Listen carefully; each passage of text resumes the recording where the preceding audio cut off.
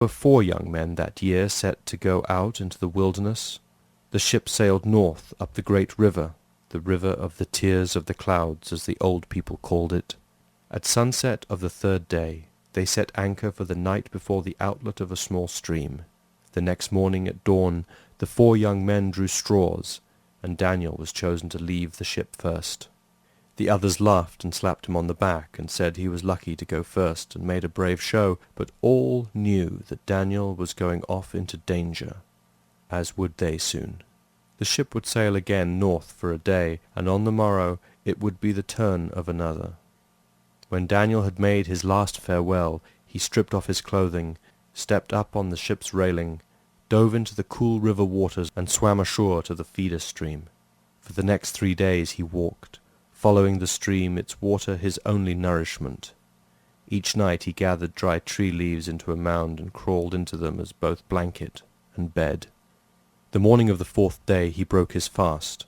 With fish he snatched from beneath the stream bank, cooked on a fire started by a fire bow made from a willow limb and the inner bark of a birch spun into cord. After his meal he made a spear and a hatchet of stone and wood. Early that same evening, at the time that animals come down to the stream to drink, he took the first of many deer that year. What meat he did not eat that night he cut into thin strips and dried over his fire.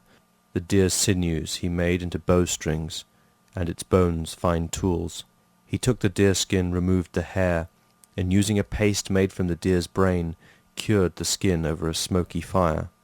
From the hide he cut a loincloth and a pair of short boots. From green willow limbs he made a pack to carry his food and bone tools. When he had finished his preparations, he set out away from the stream to find a good place to make camp. There was a smaller stream that fed into the one that had led him inland, and he followed this north for a day and a half. He made his cabin under a small rock overhang that lay part way up the side of a hill. He chose this place as it was protected from the wind by the hill and high enough to stay dry. There were animal trails further down the hillside, but not close enough to disturb them greatly. If he could, he would do his hunting far from his own camp. Any game living close to his camp would be his emergency larder, and would not be taken unless in dire need. He built his cabin from the broken rock that winter's frost thrust up from beneath the forest floor each year. He chose a place under the ledge with just enough room to stand upright, and scraped off the top layer of soil. He then built up thick walls of rock with mud and dry grass for mortar. He made a fire pit inside, near the entrance, and built up a bed along the rear wall of logs and pine boughs. That fall he would also build a small stone sweat lodge to strengthen his body against the cold. Water was close by, and meadows, hardwoods, fruit trees, and other good places to hunt a morning's hike away. This place would be his home for the coming year.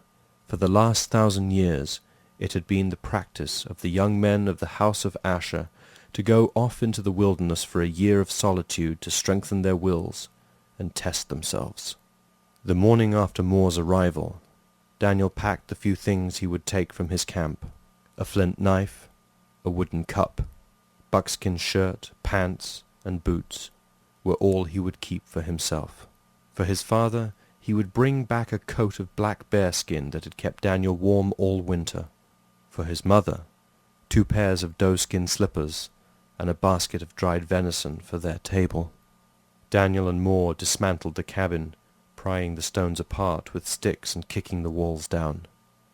In a few weeks, a man could walk through what had been Daniel's home for nearly a year, and not known that any other man had ever tread there before. Then the 2 men followed the stream Daniel first used on his journey back to the great river, where a ship awaited them.